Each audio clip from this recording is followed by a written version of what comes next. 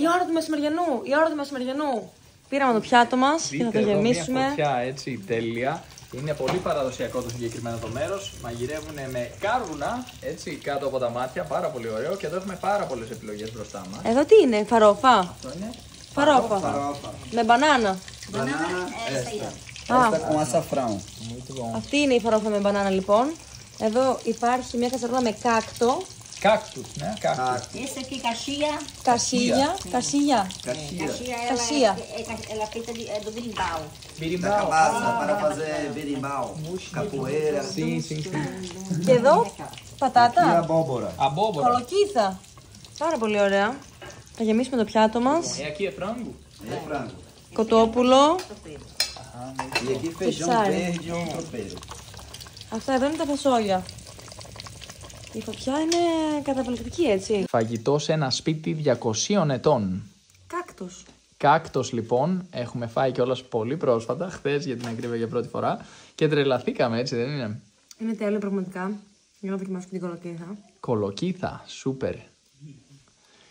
Είναι ντόπια προϊόντα εδώ και τα μαγειρεύουν με πολύ αγάπη σε μια κουζίνα έτσι πολύ παραδοσιακή κιόλας. Εδώ το πιάτο μου έχει γεμίσει με πολλές επιλογές. Να πούμε ότι οι επιλογές κρέατος είναι το κοτόπουλο και ένα ψάρι, ειδικό ψάρι έτσι δικό τους που είναι από το ποτάμι εδώ. Αυτό εδώ το ψάρι εδώ το έχουν τηγανίσει στο τηγάνι προηγουμένως και έχω βάλει και διάφορες άλλες επιλογές. Κάκτο και εγώ, φαρόφα με μπανάνα συγκεκριμένα, καρότο, ντομάτα και φασόλια. Τέλεια. Θα δοκιμάσω αυτό το ψάρι. Πώς λέγεται, θυμάσαι το ψάρι? Como se chama esse peixe de novo? Tucunaré. Tucunaré.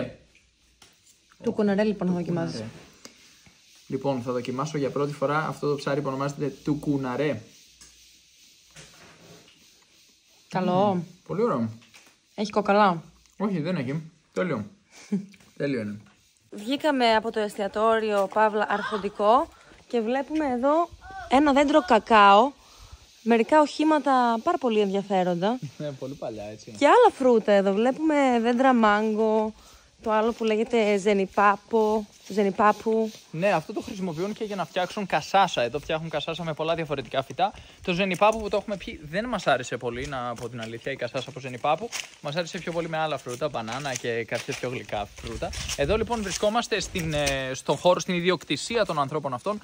Να πούμε που έχουν κάποια συγγένεια με τον κοροναίο, από ό,τι κατάλαβα, ή με την σύζυγό του, έτσι δεν είναι? Η σημερινή ιδιοκτήτρια είχε κάποια σχέση ξέματος, έτσι, ωστόσο δεν είχε και την καλύτερη εμπειρία εδώ μεγαλώνοντας εδώ. Στην πραγματικότητα μας είπε ότι τη συμπεριφέρονταν σαν να ήταν σκλάβα. Την βασάνιζαν, την έδερναν, την έβαζαν να δουλεύει σε αντάλλαγμα Μόνο τη για την διατροφή τροφή, της. έτσι. Ναι, την έβαζαν να δουλεύει σε αντάλλαγμα τη διατροφή της. Άρα ουσιαστικά έκανε τη δουλειά μιας σκλάβας. Λέει μία μέρα το ανακάλυψα ότι ήμουν σκλάβα, δεν ήξερα ότι ήμουν σκλάβα εξ αρχής. Στην πραγματικότητα ζούσε για να τρώει, είχε ένα χώρο εκεί, ένα δωμάτιο που της είχαν δώσει ακριβώς δίπλα στο εστιατόριο που φάγαμε προηγουμένως και δεν ήταν καθόλου εύκολα τα πράγματα, την χτυπούσαν όταν δεν έκανε κάτι σωστά, τη βάζουν να σιδερώσει τα ρούχα. Ήταν πάρα πολύ άσχημη η κατάσταση στην οποία μεγάλωσε η συγκεκριμένη κύρια. Μέχρι κάποια ηλικία λέει πραγματικά με χτυπούσανε, μου λέγανε να φέρω συνέχεια νερό, να πάω να μαγειρέψω, να σιδερώσω τα ρούχα. Λέει ακόμη και σήμερα αντιμετωπίζω προβλήματα από το σιδέρωμα που έχω κάνει με αυτό το σίδερο.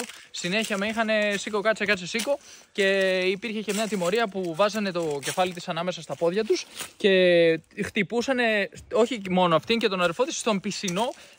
Κρατούσαν εδώ το κεφάλι για να μην φύγει το παιδί. Πραγματικά πολύ βία πράγματα. Ναι, πολύ άσχημα πράγματα. Άμα δεν σιδέρωνε καλά τα ρούχα, μπορεί να την έδερναν ή απλά μπορεί να την έβαζαν να τα ξανασιδερώσει από την αρχή. Έστω και αν είχε μια μικρή γραμμούλα το ρούχο, μια τσάκα, έπρεπε να σιδερώνει πάλι από την αρχή. Να πούμε ότι ήταν και ο ένας από τους λόγους ήταν το χρώμα της, έτσι δεν είναι? Ήταν επειδή είχε πιο σκούρο δέρμα, γιατί η μητέρα της πρέπει να ήταν μαύρη και αυτοί είχαν έτσι μια αντίληψη, ρατσιστική αντίληψη. Δεν επέτρεπαν στους μαύρους ανθρώπους να μπουν μέσα στο κτίριο, έπρεπε να μένουν έξω.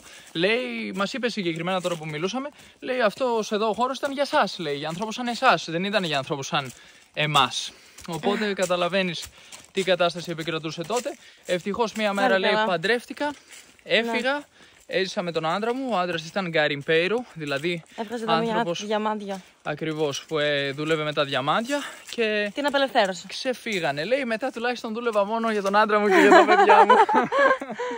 Πάντως τώρα θα περπατήσουμε σε αυτό το όμορφο, πανέμορφο μονοπάτι για να φτάσουμε στην επόμενη στάση. Στις φυσικές πισίνες.